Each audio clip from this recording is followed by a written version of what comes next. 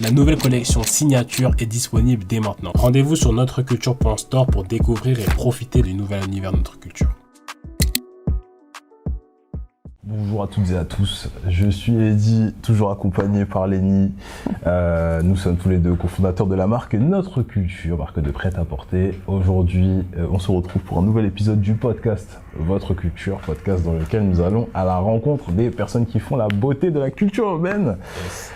Invité très spécial aujourd'hui, Mademoiselle Laura Nalla est dans la maison. Merci beaucoup. Merci à vous. Il faut savoir quand même, on est très content parce que c'est la première invitée féminin. Ouais, c'est vrai. J'ouvre le bal. C'est vraiment, je crois, 5e épisode du podcast là qu'on a lancé depuis mars. On continue à être sur un rythme tranquille. Bon. On trouve les épisodes qu'on peut les trouver, mais là on est content parce que ça fait 2 tournages de suite. La semaine dernière, on a eu Driver, et puis aujourd'hui, toi. Laura, toi tu viens du tourisme à la base. Enfin, j'ai fait des recherches sur toi. Au début, j'ai eu un peu de mal à trouver l'info. J'ai dit tourisme. Ça remonte un peu. Un BTS tourisme de ce que j'ai vu sur internet. Exactement. Et du coup, moi, je me suis posé la question, parce que quand j'ai regardé tes interviews et tout, ça revenait pas vraiment à quel moment est-ce que toi, tu as considéré que la musique, enfin, que la danse plutôt, c'était sérieux. Bah, en fait, j'ai baigné dans la danse. Donc, j'ai commencé, j'avais 9-10 ans. Enfin, même avant, en vrai, parce que ma mère m'a inscrit à mes premiers cours d'éveil, j'avais même 6 ans. Okay. Donc, c'est quelque chose qui s'est inscrit dans ma vie naturellement. Et donc, en vrai, pendant toutes ces années, même en allant jusqu'à mon BTS tourisme, j'ai toujours dansé à très grosse dose. Disons que c'était partie intégrante de ma vie. J'allais à l'école et directement après l'école, j'allais à mes cours de danse. Et donc, c'est en fait assez naturellement où je me suis toujours laissée porter dans la danse sans jamais vraiment me poser de questions. Et arrivé vers mes 18, entre mes 18 ans et 21 ans, ben, disons que ça marchait déjà plutôt bien. Je faisais pas mal de battles.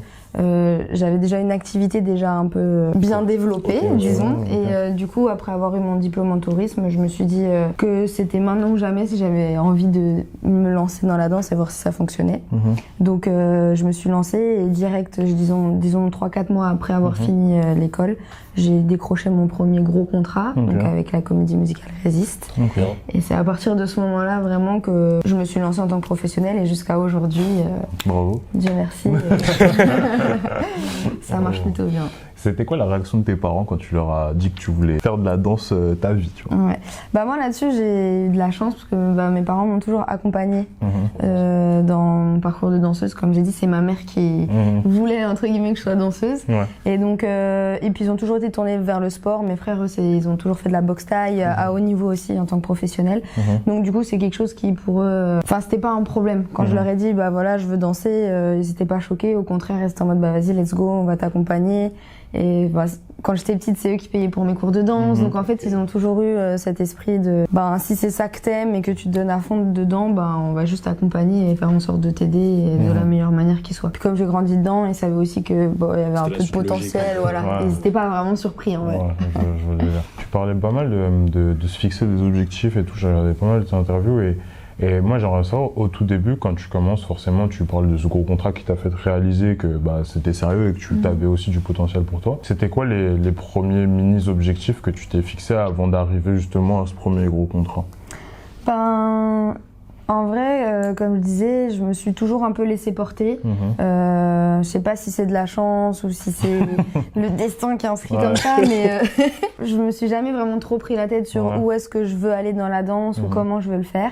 Je me suis toujours laissée porter, donc j'ai commencé, quand j'ai commencé le hip-hop, j'avais 10 ans à peu près. C'est là que j'ai rencontré le milieu des battles. Du coup, j'ai commencé par là. Après, j'ai rencontré les Twins, je suis rentrée dans Criminals. Donc, en ayant dans ce chemin-là, j'ai commencé à toucher un petit peu plus ce qu'on dit le commercial, parce qu'avec eux, j'ai commencé à faire Gulli. Enfin voilà, donc j'ai petit à petit, disons que j'ai un peu gravi des petits échelons comme ça. Et du coup, à un moment donné, j'ai fait beaucoup de battles. J'ai commencé à être un petit peu pas saoulée, mais j'avais envie de commencer un peu à découvrir autre chose. Donc j'ai été un petit peu plus dans le milieu de la création et de la chorégraphie. Et c'est là que j'ai commencé à faire mes premiers pas avec Swaggers dans le milieu du théâtre et donc de la création. Et voilà, en fait à chaque fois, c'est aussi découvrir et me laisser porter par des expériences et aller vers des zones un peu plus inconnues et pour continuer à me tester, continuer à évoluer. Et disons que c'est plus ça en fait mes objectifs. Voilà. En gros, tu laissais naviguer plus par la passion de si tu avais déjà exploré cette voie-là, ça t'avait déjà... Enfin, tu avais compris certaines choses, maintenant tu voulais comprendre d'autres choses, etc. Tout, c'était plus dans ce dynamique. Ouais, mes objectifs, disons, c'est plus me construire en tant qu'artiste et professionnel dans plein de petites cases différentes, plutôt que de me dire j'ai absolument envie de faire ça, parce qu'à l'époque, si tu me posais la question, je t'aurais jamais dit que je voulais devenir chorégraphe. Ah ouais? Ouais, je disais toujours ouais, moi la chorégraphie c'est pas mon truc, je veux être interprète, je veux, tu vois, plus danser, être active. Et à l'heure d'aujourd'hui, ben j'ai ma compagnie, je suis chorégraphe, donc du coup, voilà, je me dis que, enfin en tout cas, je me mets pas de barrière et je me laisse porter.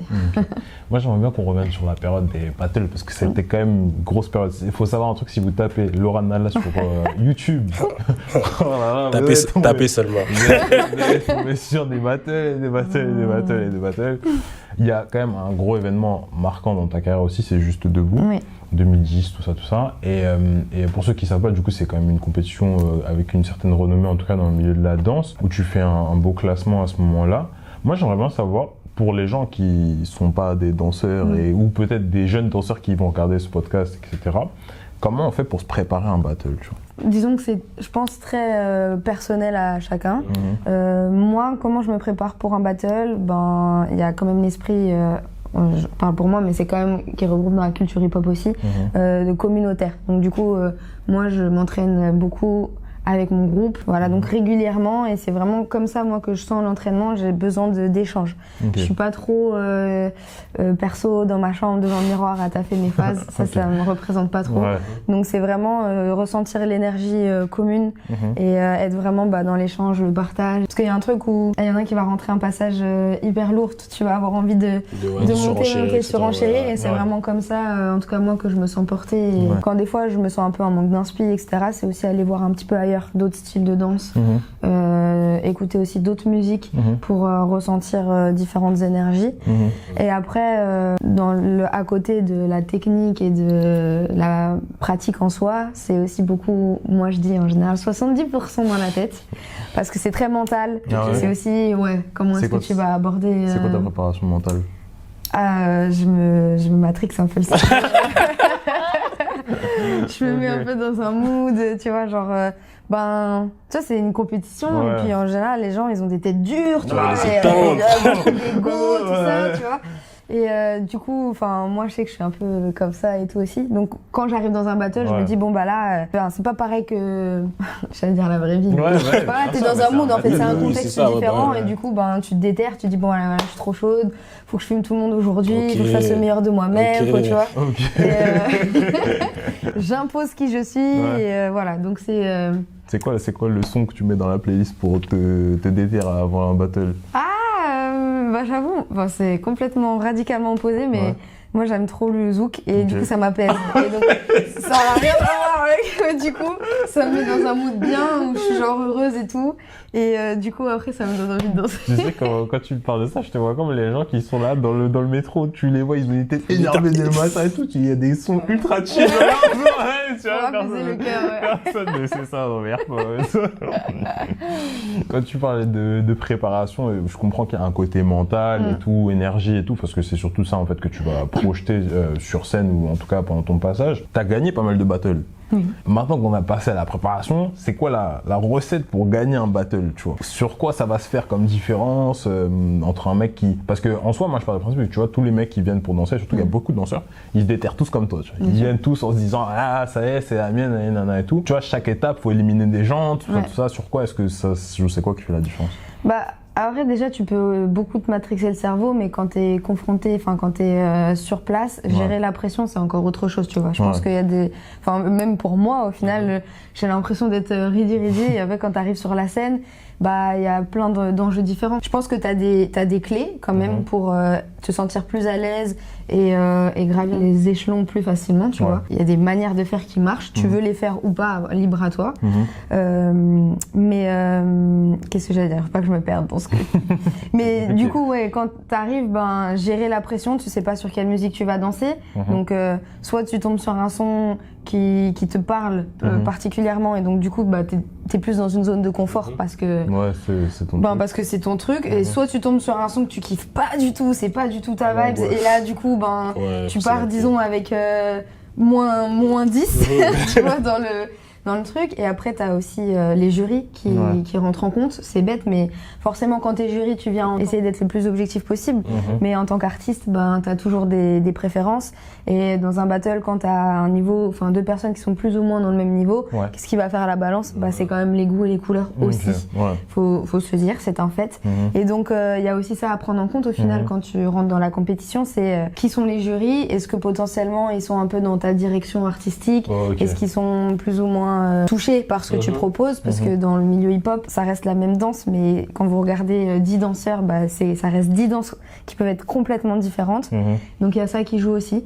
et donc est-ce que tu décides de rester fidèle à qui tu es et tu dis quoi qu'il arrive bah moi ma danse, ma manière de danser c'est ça et je reste comme ça ou est-ce que du coup tu décides de contourner un peu et de dire bon bah ce jury il est un peu plus dans la technique, je sais qu'il aime le type de musicalité comme ça et donc tu décides d'être stratégique et donc tu vas un peu dans cette direction mais du coup bah, ça peut être à double tranchant parce que si c'est quelque chose que tu maîtrises pas forcément bah, ça peut aller dans ta défaveur aussi en vrai il y a plein d'approches y a des gens qui vont se dire bah premier tour faut pas que je donne trop parce que du coup les tours d'après, il faut que je monte crescendo pour regarder, pour ceux qui ont des phases, pour regarder mes phases en finale et faire encore plus impression, etc.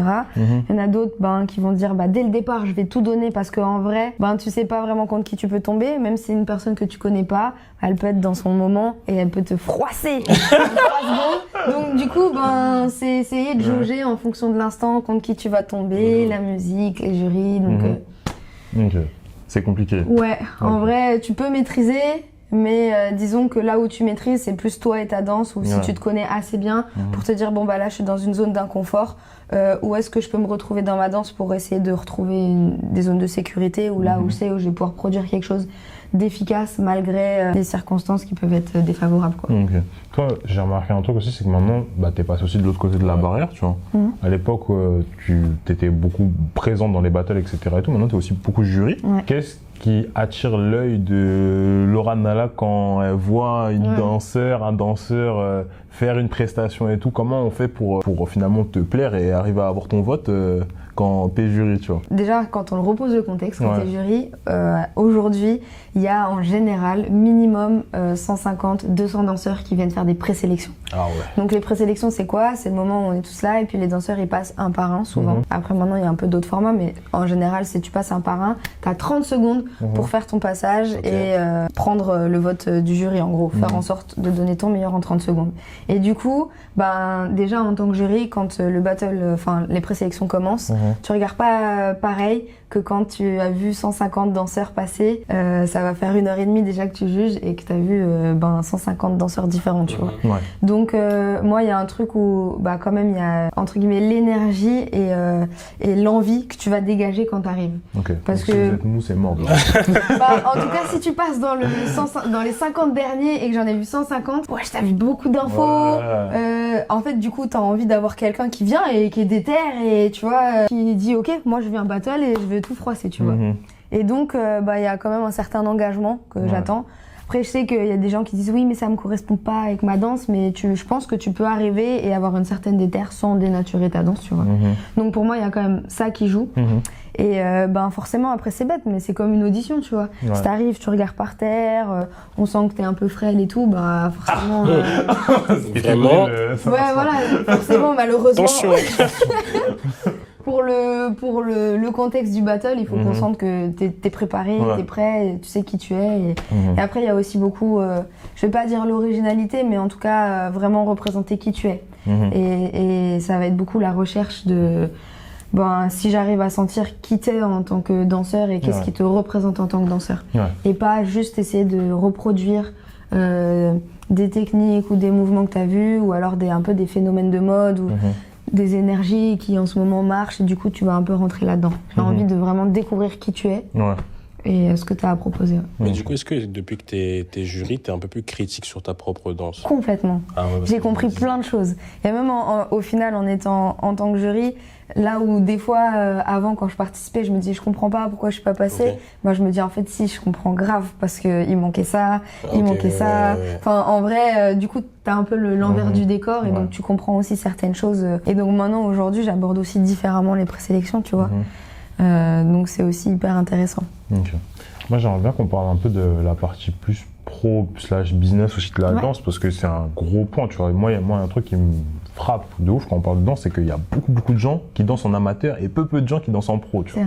Dans une interview, on t'avait posé la question, est-ce que toi t'es pour ou contre le fait qu'il y ait un diplôme pour la danse? T'étais contre à l'époque. Du coup, moi je me dis, si t'es dans un marché comme ça, il y a beaucoup de gens, donc beaucoup de concurrence, il n'y a pas de diplôme, donc c'est difficile d'identifier un bon candidat, un mauvais candidat, etc. et tout. Comment on fait pour devenir danseur professionnel? À quel moment on peut se considérer comme étant pro? Pour être pro, en vrai, à l'heure d'aujourd'hui, je suis toujours contre le diplôme d'État parce que pour moi, ça risque, et surtout dans la danse hip-hop, qui, comme je disais, est une danse très éclectique où on a plein de personnalités différentes. J'ai l'impression que si on instaure un diplôme d'État et donc une manière de voir, ce sera forcément une manière entre guillemets fermée parce qu'il faut des critères, il faut des choses qui risquent de limiter la pensée, de limiter plein de choses, et donc j'ai peur que ça formalise dans un truc où au final après tout le monde danse pareil. Voilà. Bon, c'est un peu abusé, hein, c'est à grosse échelle, mais c'est pas forcément une bonne idée. Et en vrai, ben le hip-hop, comment on sait que t'es pro? C'est quand tu fais tes preuves.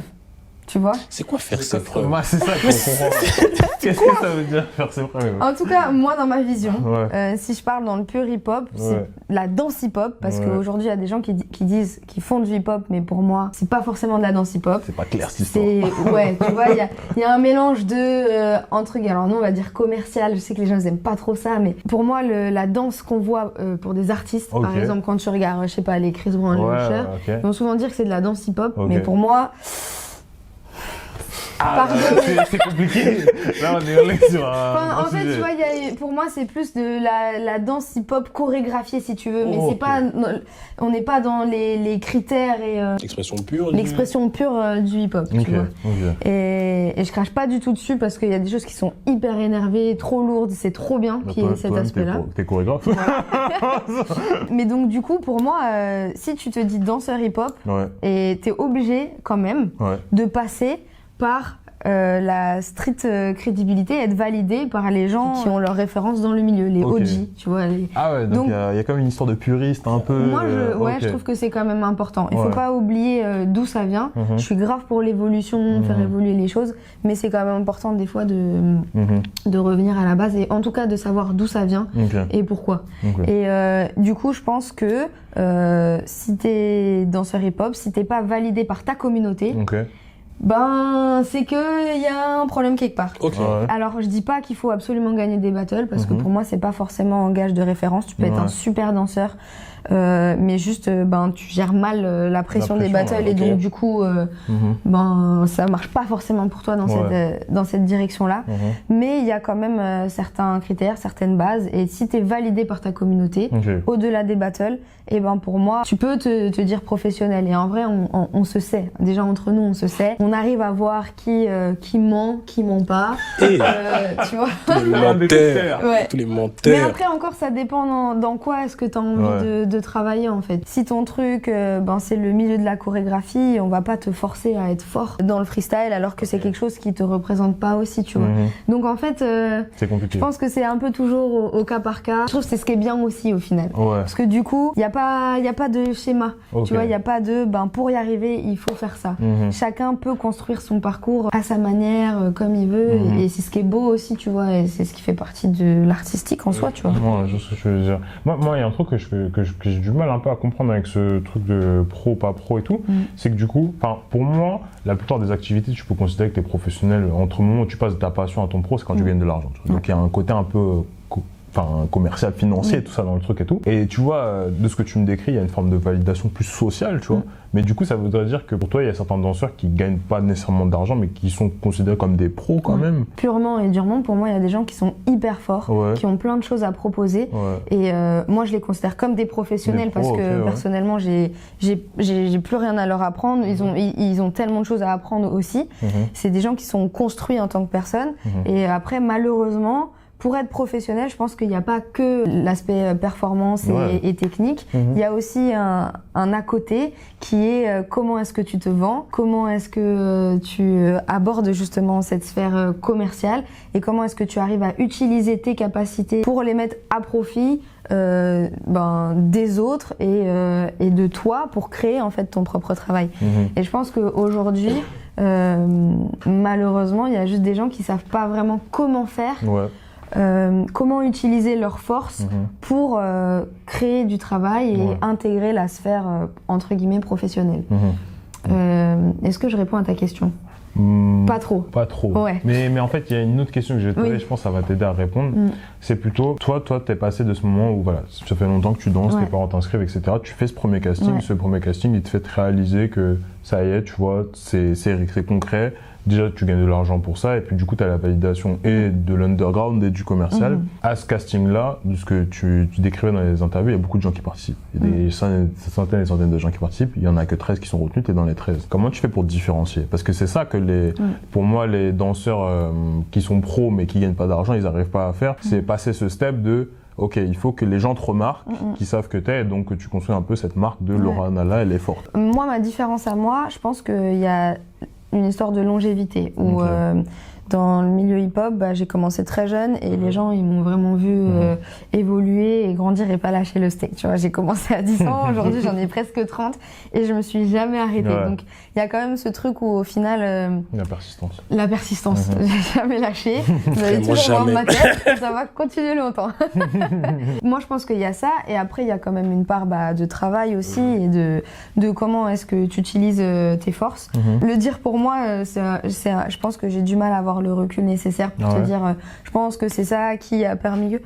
Moi, j'ai pris beaucoup de cours de danse, donc j'ai eu plein d'informations. Je pense que dans ma danse, j'ai plein d'infos. Comme j'aime bien aussi aller toucher à tout, je pense que je suis assez éclectique. Et je pense que peut-être ce qui fait ma force, c'est que j'arrive à m'adapter un peu en fonction des milieux dans lesquels je suis. Parce que quand tu arrives dans un battle, je vais pas danser pareil dans un battle que dans une audition pour un artiste, que dans un casting pour rentrer dans une compagnie. C'est des milieux qui sont différents et je pense que j'arrive à adapter ma danse et adapter la manière dont j'aborde les choses pour faire la différence justement soit dans les présélections, soit dans l'audition, soit dans le casting en gros. Et donc c'est des milieux différents, tu vois. Et c'est pour ça aussi qu'on peut être professionnel dans le milieu underground hip-hop, donc dans tout ce qui est battle. Donc du coup, t'es appelé pour être jury, pour être guest dans des battles, pour enseigner, mais donc qui est plus dans la sphère, qui est une sphère à côté que le commercial. En gros, c'est un vivier on est des stars, mais dans notre communauté, tu vois. Mais genre, si ça touche une plus grande échelle des non-danseurs, on sera pas forcément connus. Mais t'as quand même créé ton milieu dans l'underground. Et après, dans tout ce qui est plus commercial, donc danser pour des artistes, etc., c'est encore une autre approche. Et à l'heure d'aujourd'hui, il y a aussi comment est-ce que ta danse, elle parle aux gens, tu vois. Et aujourd'hui, il y a TikTok, on sait, voilà. Et il y a des gens qui arrivent à devenir professionnels via l'influence qu'ils ont aussi sur les réseaux et parce qu'ils ont une danse qui arrive à parler à des non-danseurs et c'est aussi une force, tu vois. Qu'ils soient critiqués des fois par les gens du milieu ou pas, ça c'est une autre histoire. Mais en attendant, ils arrivent à trouver leur force et ils arrivent à l'utiliser pour en faire leur taf, tu vois. Donc, tu vois, il y a plein de... Du coup, c'est une question un peu tricky. Tu vois. Je pense que c'est comment est-ce que tu arrives à t'adapter à chaque milieu. Tu vois comment ça marche et tu dis, ok, là, le milieu du commercial, c'est quand même visuel, c'est un truc, il faut que ça parle aux gens, donc il faut que ma danse, elle soit plus esthétique, il faut qu'elle soit plus, peut-être spectaculaire. Enfin, voilà. Tu vois, il faut adapter sa danse en fonction du public. Moi, ce que je ressens, c'est que tu as quand même une grosse capacité d'adaptation parce que tous ces milieux-là, c'est comme des milieux relativement différents. Et je pense que pour les gens qui nous écoutent, du coup, il y a probablement pas mal de danseurs qui ont du mal justement avec ça. En fait, eux, tu vois, on leur a dit, il faut commencer par, je sais pas, peut-être les battles, et donc leur danse, c'est que de la danse de battle. Et tu les mets sur un clip avec un rappeur ou un artiste pop, et tu vois, ils y arrivent pas, tu vois, à passer le step et tout ça, tu vois. Moi, pour revenir sur le truc de underground commercial et tout, il y a quand même un truc qui est assez important. Si vous allez sur Google et que vous tapez Laura Nalla, deuxième lien, page Nike. Oui. Oui. Alors depuis tout à l'heure, on parle de battle, d'underground et tout, mais Laura Nalla, faut savoir que c'est quand même une personne qui a bossé avec Nike, avec Diesel, Longchamp, JD Sport, courir, enfin voilà. Ah oui, hein. La liste est longue, elle Oui, commence à être un peu long. Et du coup, moi, il y a quand même un gros sujet sur ça. T'as une équipe pour la partie commerciale où tu fais tout toute seule. Non, pour le coup, je m'autogère. Tu t'autogères et tout ça. Comment ça se passe? Parce que tu vois, dans les podcasts que j'ai écoutés sur toi, il y a quand même vachement un truc où tu vois, tu conseilles aux autres, il faut aller de l'avant, faut pas être non-acteur de sa situation, faut y aller, etc. Ouais. Alors, nous, on y va, tu vois, on prospecte plein de gens, et c'est comme ça d'ailleurs qu'on s'est rencontrés. Mais il y a quand même pas mal de barrières à l'entrée, on le voit quand tu vas voir je sais pas quel artiste, il y a le manager, après il y a le manager, le mec des RP, il te redirige vers le mec de la maison de disque, etc., etc. Ça, c'est avec des artistes, tu vois, qui ont parfois un entourage de 5-6 personnes à max. Tu parles de grosses boîtes, tu vois, Nike, je sais pas ils sont combien, mais il y a quand même un truc. Comment tu fais pour toi, enfin, c'était quoi ta méthode, toi, pour percer plus cette partie commerciale? La nouvelle collection Signature est disponible dès maintenant. Rendez-vous sur notreculture.store pour découvrir et profiter du nouvel univers de notre culture. Bah, encore une fois, je me suis jamais trop vraiment posé la question. Je pense que tu as plusieurs facettes. Soit, en fait, tu deviens, entre guillemets, expert dans quelque chose. Et du coup, tu décides juste de creuser dans peut-être ce que tu penses être ta force et donc tu y vas à fond. Et en fait, tu es tellement master dans ce que tu proposes qu'à un moment donné, quand quelqu'un va, je sais pas, je donne un truc comme ça, mais pour ta pub, tu veux de l'animation, quelqu'un qui fait trop bien le robot, et ben en fait, par exemple dans les pop, Blondie, c'est un master dans ça. En fait, il a tellement poussé le truc dans ça, il s'est tellement fait voir dans ça que ça devient une évidence au final, même aux yeux des gens qui ne sont pas forcément dans le milieu, que c'est cette personne qu'il faut appeler. Donc soit en fait tu deviens un master et donc tu te rends indispensable dans ça, et donc en fait que ce soit des gens du milieu ou non, forcément quand ils vont juste jeter un coup d'œil comme ça, tu vas être visible parce que c'est ta force et au final ta communauté t'a porté et puis ça a été plus loin que ça. Enfin moi je pense que du coup, qu'est-ce qui m'a permis d'accéder à ça, c'est le fait que je sois devenue entre guillemets quelqu'un dans le milieu hip-hop. Je peux pas dire une référence, j'oserais pas dire ça à l'heure d'aujourd'hui, pour moi je ne suis pas encore. Mais en tout cas voilà, j'ai su faire ma place et je pense que c'est ça qui fait que au final quand les marques elles cherchent un petit peu à s'intéresser, à s'ouvrir à un autre, du coup au milieu de la danse hip-hop, elles se disent Laura peut-être elle a le bon profil parce qu'elle est validée par sa communauté et en même temps elle arrive un petit peu à s'exporter au-delà de sa communauté, à faire en sorte que ça touche un peu plus d'autres personnes et du coup je pense que c'est pour ça qu'ils font appel à moi. Et c'est eux qui t'ont contacté à chaque fois? Ouais. C'est rarement moi qui démarche. Le résumé parle pour lui-même. Et c'est pour ça que quand je dis faut aller de l'avant, je suis en mode faut croire en soi. Et alors pas forcément. Il y a des gens qui font ça, qui vont envoyer des messages à tout le monde tout le temps et à un moment donné ça paye. Et c'est plus dans la persistance. Soit tu persistes dans cette direction-là, soit juste tu persistes au final avec toi et dans ta technique et dans ta progression et dans ton parcours pour justement devenir indispensable. Genre en fait tu crées le besoin chez les gens. Tu vois, c'est plus ça que je dis, pas avoir peur d'aller créer ses propres opportunités en fait. Parce que du coup dans tout ça en fait il y a un gros sujet de te faire voir en fait. Faut que tu sois présent, que tu disais ça fait 10 ans plus que tu étais là partout dans les battles, dans les trucs etc. Et après du coup c'est ces marques là qui te contactent, tu vois. Quand on sait que c'est aussi important la visibilité particulièrement pour un danseur et tout, pourquoi Laura Nalla n'est pas sur TikTok? Oui, très bonne question. C'est vrai. Après moi, j'ai un peu du mal avec TikTok. Enfin, en fait, je suis dans les réseaux sociaux parce que c'est une réalité aujourd'hui. Quand t'es artiste en règle générale, pas que forcément danseur, t'es obligé d'être présent et d'être visible sur les réseaux. Moi, je me cantonne à Instagram, c'est déjà beaucoup. Et je sais pas, en fait, et en tout cas aussi, je trouve que moi, dans qui je suis, ça me représente pas trop l'univers TikTok. Voilà, c'est plus ça. J'ai jamais vraiment essayé, j'ai pas trop envie de rentrer dans ça. Enfin, inventer des modes de danse, tout ça, je trouve pas que ce soit qui je suis. Et du coup, en tant qu'artiste, ça me représente pas trop. Et du coup, le format Insta, qui est un petit peu plus général, un peu plus global, je trouve que ça me représente plus. Après, je suis pas fermée, hein. Peut-être que là, on a cette discussion et dans 3 ans, je serai sur TikTok, on ne sait pas, tu vois. Mais à l'heure d'aujourd'hui, en tout cas, je suis pas attirée par cette direction-là. T'as jamais essayé de te faire accompagner pour ça?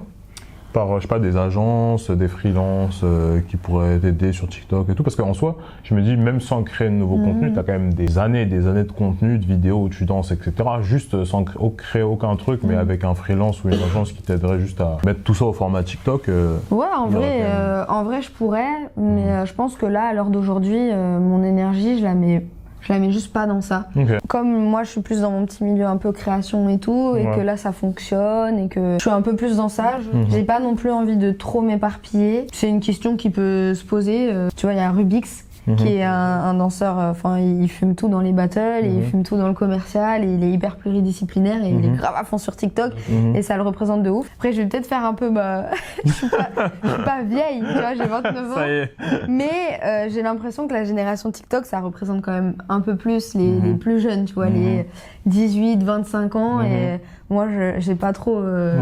l'impression d'être dans cette... Je suis plus dans ça, moi. Moi, je suis plus, parce que je suis pas fermée à ça, tu vois.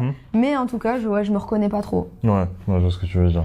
Moi j'aimerais bien, pour clôturer plus la partie commerciale et passer à un autre sujet, que tu donnes un peu un conseil à tous les jeunes danseurs, même danseurs actuels, etc. et tout, sur comment toi tu gères ton temps, même tes revenus par rapport à ça en termes de pourcentage. Parce qu'il y a quand même plein de trucs quand tu veux professionnaliser ta danse. Tu as tous les formations, les workshops. Là, tu me parlais de ta troupe et de tout ce qui est tournée, etc., spectacle. Tu as toute la partie commerciale, donc deal plus avec les marques, etc. et tout. Sur quoi est-ce qu'il faut investir son temps, son énergie au début? Comment tu répartis un peu tout ça? Parce que c'est quand même plein de choses, plein d'activités qui sont à chaque fois différentes. Tu vois, il n'y a pas les mêmes... Même les battles, je suppose que si tu as un certain niveau, tu peux aussi gagner des trophées, des cash prize, etc. et tout. Comment tu répartis tout ça? Là où j'ai commencé à gagner de l'argent, c'est dans le milieu des battles. Après, c'est une économie qui est assez particulière. Économie souterraine. Voilà, une économie souterraine. Donc du coup, j'adore comment tu l'as formulé. Assez particulière. À un moment donné, je pense que c'est bien quand t'es jeune, parce que c'est de l'argent en blague, etc.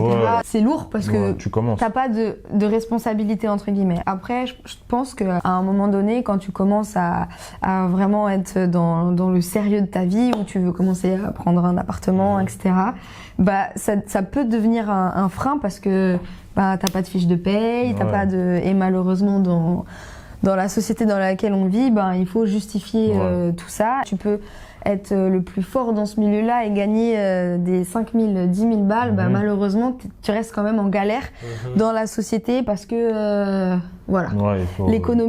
cette économie n'est pas adaptée à la société actuelle si tu veux passer des steps. Donc du coup, moi, je gravite un peu dans tout ça, parce que je m'y retrouve.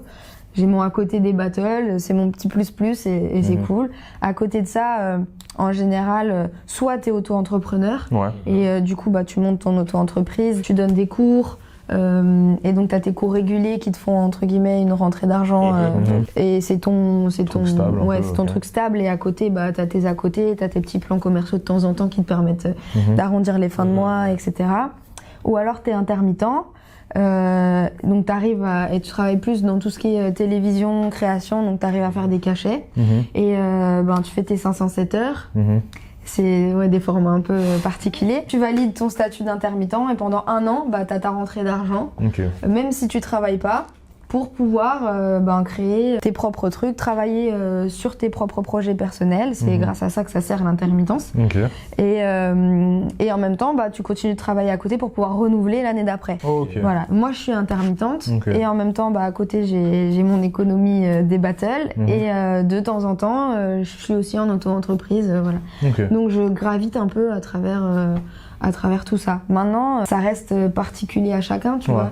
Soit, il y a les danseurs de milieu des battles, ils veulent pas, et c'est libre à chacun aussi de se dire, j'ai pas envie de me, entre guillemets, travestir et faire des choses que j'aime pas, juste pour pouvoir vivre de telle manière, etc. Donc, vraiment propre à chacun de faire ses choix et de prendre la direction qu'il veut prendre, quoi. Ouais, je vois le délire. On va passer à un sujet qui, je pense, te tient à cœur aussi parce que tu t'en parlais pas mal dans la préparation et tout, que tu te prépares beaucoup avec des gens, avec des crews, que ce soit ton crew ou d'autres, etc. Et tout, c'est le sujet des rencontres.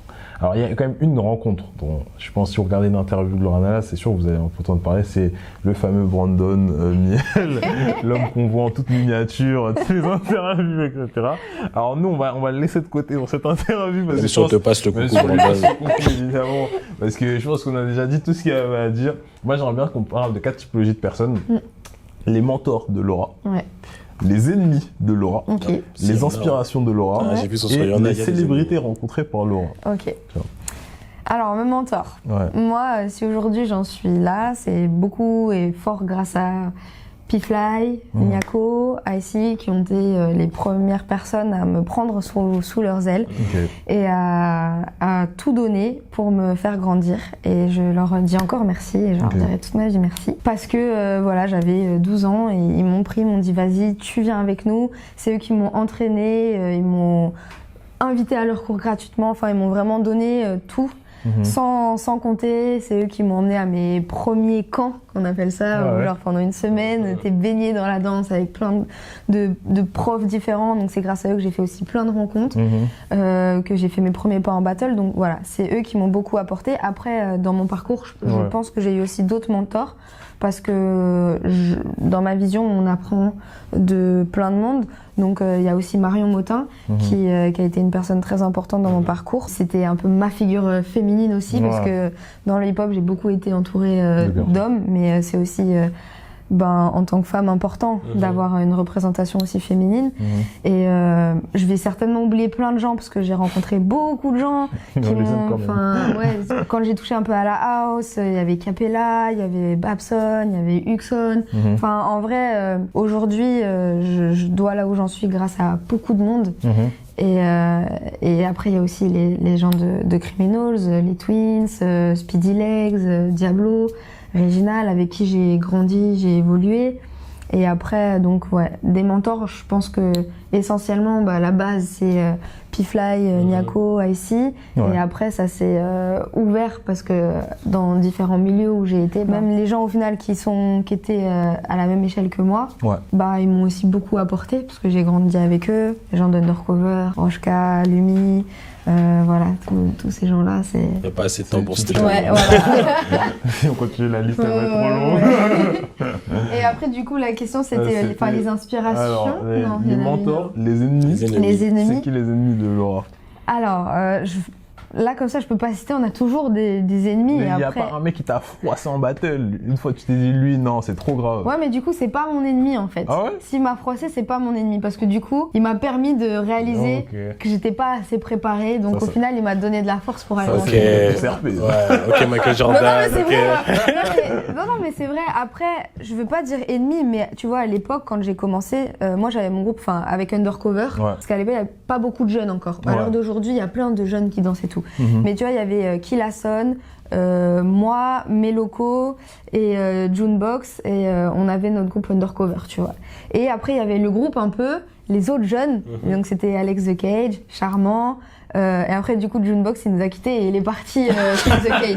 Enfin, pas chez The Cage, mais avec Légion, oui. Et donc, du coup, on va dire qu'à l'époque, c'était un peu les ennemis parce que c'était les rivaux, tu vois. Et donc, on avait cette confrontation, on voulait toujours être meilleur, tu vois. Quand on arrivait en battle, c'était tendu, les gens, ils attendaient tu vois, genre Undercover contre les jeunes. Donc, tu vois, voilà, c'était à l'époque, c'était un peu ça. Et après, à l'heure d'aujourd'hui, t'as toujours un peu des rivalités. Et c'est normal, tu vois. Enfin, je pense qu'il y a aussi beaucoup de gens qui m'aiment pas et ils ont le droit de pas m'aimer. Et il y a pas de souci, tu vois. On peut pas plaire à tout le monde. T'as beaucoup de haters, toi? Je pense. Je sais pas. Je sais pas, moi je regarde tes commentaires Instagram, je vois pas beaucoup de gens qui Non, Instagram ça va, mais après si tu vas sur YouTube, bon, c'est la jungle YouTube. Mais quand tu regardes les commentaires, oh là là, des fois.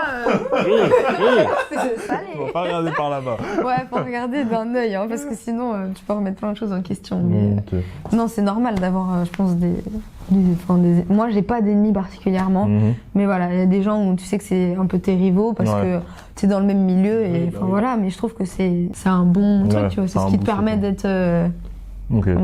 Faut pas que j'arrête de travailler, tu vois. Les inspirations de Mademoiselle? Inspiration, waouh, j'en ai beaucoup. J'ai un peu cité avant tous les gens avec qui j'ai évolué, j'ai dansé. Moi, des parcours, tu vois, typiquement Marion Motin, je trouve que son parcours il est hyper fort. Après, il y a aussi danseuses comme Martha que j'admire beaucoup.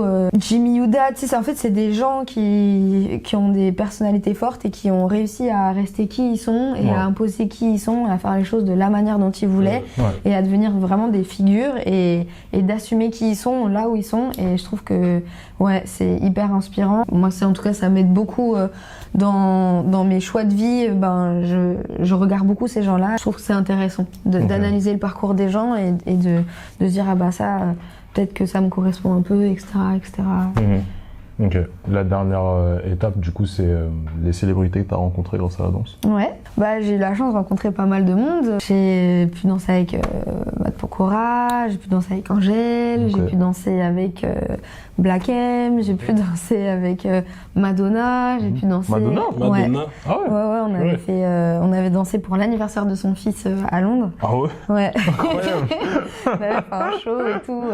Donc j'avoue que c'est ça qui est beau aussi, c'est qu'à travers mon art, je peux rencontrer des personnalités célèbres. J'en passe, hein. J'ai pu danser pour Chanel, j'ai pu rencontrer du coup Pharrell, j'ai pas dansé pour lui directement, mais voilà. Ouais, tu vois. Et c'est cool. Après, moi, j'essaie d'être en mode, ça reste des personnes normales, mais juste c'est des artistes incroyables, donc du coup, c'est beau de rencontrer ces artistes-là. Mais en soi, de se dire que je peux arriver à toucher une sphère qui environne des artistes aussi grands, ça flatte un peu aussi mon ego et c'est cool, tu vois. C'était quoi laquelle des célébrités avec laquelle tu as préféré travailler? C'était particulier à chaque fois, tu vois. En plus, c'était à des étapes de vie différentes aussi. Grand Corps Malade, j'ai pu vraiment travailler avec lui parce que j'ai fait sa tournée, j'ai fait plusieurs clips avec lui et du coup, on a eu un rapport plus proche, mais c'était plus jeune. Donc du coup, ma vision, elle est aussi différente quand t'as 15-16 ans qu'aujourd'hui, à mon âge, tu vois. Quand j'ai pu faire la tournée d'Angèle, pour moi, c'était la première fois que j'ai pu danser à Bercy avec elle.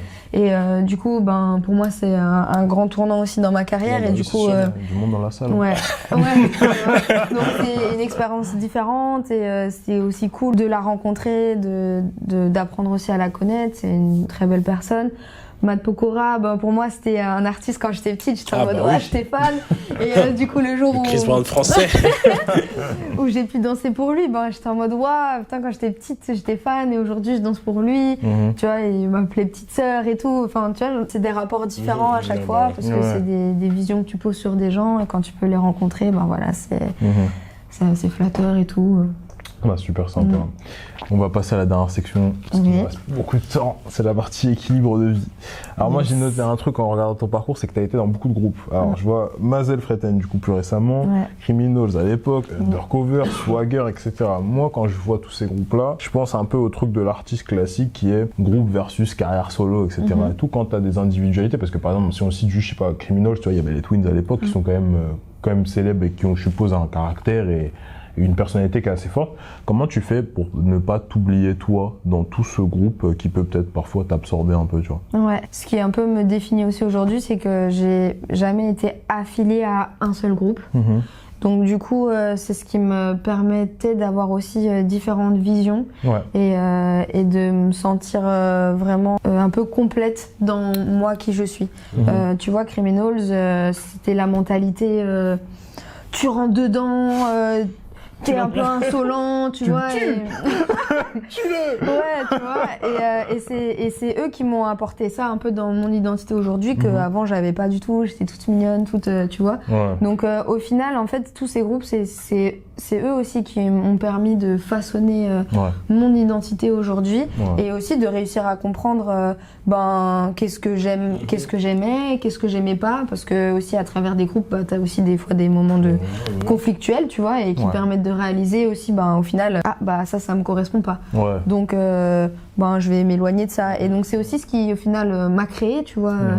Et après, en grandissant aussi, quand tu fais des choix de vie, des choix de carrière, des fois, t'as toujours le groupe qui est là parce que ça reste ton socle, tu vois, ta base dure. Mais tu prends aussi tes chemins, tu vois. Aujourd'hui, typiquement un exemple, Undercover, ça reste mon groupe de cœur, mais chacun a des chemins différents. Kilasson aujourd'hui, il est plus dans l'industrie de la musique, Meloko pareil, Yuri il fait un peu plus du cinéma. Enfin voilà, on a tous pris des chemins différents, et c'est aussi à travers ça que tu te construis. Et, moi, c'est ce qui m'a construit. Ok, ça marche. Et toi, au niveau de tous ces groupes-là et tout, il y a quand même un gros sujet pour moi, c'est le voyage. Tu vois. Tu disais dans les interviews que Vegas, ça reste quand même un beau souvenir pour toi. Aujourd'hui, ta vie, elle a changé. T'es maman de 2. De 2. Est-ce que l'international, c'est toujours dans tes ambitions? Ouais, je limite pas du tout. Après, voilà, dans la vie, on a des passages. Hein. Quand j'étais plus jeune, j'ai grave voyagé, j'ai grave profité. Après, du coup, j'ai eu mes enfants, donc j'ai un peu calmé. Je me suis jamais arrêtée, mais c'est juste que du coup, j'ai envisagé un peu ma vie différemment. Et c'est là un peu là que j'ai touché le milieu de la création, parce que avec ma propre compagnie, où du coup, c'est mon propre travail, donc je peux faire un peu ce que je veux, donc plus facilement je peux les emmener avec moi. Donc j'ai aussi un peu évolué en fonction de ma vie, de mes enfants, mais aujourd'hui je reprends les battles, je revoyage pas mal, je les emmène avec moi. Trop bien. Voilà, donc je prends pas ça comme une limite, c'est juste que pour l'instant avec la compagnie c'est plus le secteur France, mais on commence un peu à s'exporter. Là en février on va partir aux États-Unis pour pouvoir présenter notre pièce. Vous allez où? On va à Sarasota et à Nashville. Ok. Ouais. Et donc en fait ça commence aussi à faire son chemin dans cette direction-là. Donc voilà, encore une fois je me laisse porter, et l'international il est toujours là, mais juste un petit peu moins parce que j'ai aussi des responsabilités autres. Mais dans la mesure du possible, on y va. On y va, hein, et on s'arrange toujours à s'arranger. Voilà, l'avant-dernière question que je vais te poser pour quasiment clôturer ce podcast, tu vois, c'est qu'il y a un truc que j'ai remarqué dans tout cet épisode, c'est que la confiance, ça fait quand même vachement partie du truc, tu vois. Que tu sois en battle toi, ou en jury, ou même quand tu vas démarcher, ou pas d'ailleurs, que tu t'adaptes et tout. Faut de la confiance, faut de l'énergie pour arriver à faire sa place dans ce milieu, parce que sans ça, tu te fais vite disqualifier, ou on te remarque pas, etc., etc. Ça, c'est ce sur quoi le personnage de Laura Nalla, Marc Eteboul, il a été construit, tu vois. Toi, dans certaines interviews, tu disais qu'à la base, t'es introverti. C'est quoi la plus grande peur de Laura Nalla? Moi, ma plus grande peur, c'est...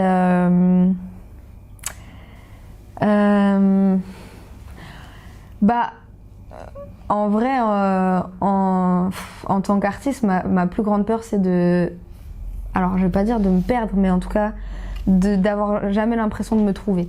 Parce que c'est un cheminement. Aujourd'hui, j'ai grave évolué et tout, et j'ai plus confiance en moi, mais c'est vraiment... Ma plus grande peur, c'est de jamais trouver qui je suis réellement. En vrai, je pense que c'est ça. Dans des choix, dans des trucs, tu peux te perdre, et moi, la question, c'est vraiment de réussir à être 100% moi-même, et dans les choix que j'ai envie de faire, et comme j'ai envie de les faire. Et c'est ce qui fait peur, parce que des fois ça correspond pas forcément à ce qui marche dans la trend ou quoi, ou c'est pas assez stable aussi pour pouvoir construire quelque chose avec, et au final t'as peur que tout s'arrête aussi d'un coup, tu vois. Tout ce que t'as construit, ou voilà, c'est aussi ça. Et puis il y a aussi beaucoup les histoires d'ego, tu vois. Dans la danse, ça change beaucoup. C'est dur de toujours être numéro 1 à l'actualité. Et forcément, c'est une peur qui est présente, tu vois, de dire que t'as plus ta place, tu vois. Mais c'est ce qui anime aussi. Mais ouais, ma plus grande peur, c'est de peut-être réaliser que je me suis perdue, ou que je me suis perdue en tant qu'artiste, et que je suis pas là où je devrais être, peut-être. On clôture toujours les épisodes de podcast en demandant aux invités quelle était ta question pour nous. Donc je te pose la question, Laura, quelle est ta question pour nous? Ma question pour vous, ce serait quel lien en tout cas vous faites avec tous les artistes que vous invitez dans les podcasts, et ce que vous créez, et votre socle à vous, quoi. Tu veux je sais pas si c'est clair. Répondre, ou tu veux que je réponde? Je pense que je vais répondre sur la partie pourquoi déjà, parce que ça représente un peu pourquoi on fait le podcast déjà. C'est justement pour ce genre de moment où moi, personnellement, il y a plein de questions que j'ai pas l'opportunité d'avoir des réponses, juste parce que j'ai pas la possibilité d'avoir la personne en face de moi. Et je pense que c'est aussi la raison pour laquelle on a fait ce podcast aussi, parce qu'il y a plein de personnes qui sont ceux qui écoutent le podcast, ceux qui visionnent, qui se posent des questions, notamment avec des sujets typiques tels que la danse, avec plein d'interrogations, d'entre-deux, de petits trucs qu'on savait pas. Et je pense que c'était aussi la volonté de pouvoir peut-être faire découvrir des passions à certains, mais aussi tout simplement répondre à des sujets qui sont assez passionnants et divers, tels que la danse, la musique, etc., plein de sujets différents. Et pour ce qui est des aspirations, nous, c'est ce qu'on a toujours l'habitude de dire, c'est qu'on veut toujours transmettre un art de vivre désirable centré autour de la diversité. Donc la diversité, ça peut représenter plein de choses, mais bien sûr, c'est toujours centré autour de ce que nous, on propose, c'est-à-dire la culture urbaine. C'est pour ça qu'aussi, on t'a aussi sur le podcast là, parce que c'est aussi des représentations de la culture urbaine, mais surtout des belles représentations de la culture urbaine. On a toujours une vision qui est assez polarisée, je dirais, de la culture urbaine. Et ce qu'on veut montrer aussi, c'est que c'est pas ce à quoi on peut penser de base. Et c'est surtout, je pense que c'est pour ça aussi qu'on a fait ça. Je sais pas si toi, tu veux dire ça. C'est exactement ça. Après, on en veut parler, je pense, dans les autres épisodes, mais il y a un peu aussi un sujet pour nous où c'est un rêve, tu vois. Ouais. Nous, on est partis en vacances ensemble à Londres quand on a eu l'idée de NC. Ça fait 1 an, en décembre, ça va faire 1 an qu'on a créé le truc, donc tout est jeune en fait. Tout s'est fait super vite, les premières collections, les premiers épisodes de podcast. Maintenant, on est en train de lancer pareil les dernières éditions limitées, etc. et tout. Et nous, en fait, notre objectif, c'est juste d'arriver à continuer. Tu vois, tu parlais un peu de ce truc de la peur que ça s'arrête, tu vois.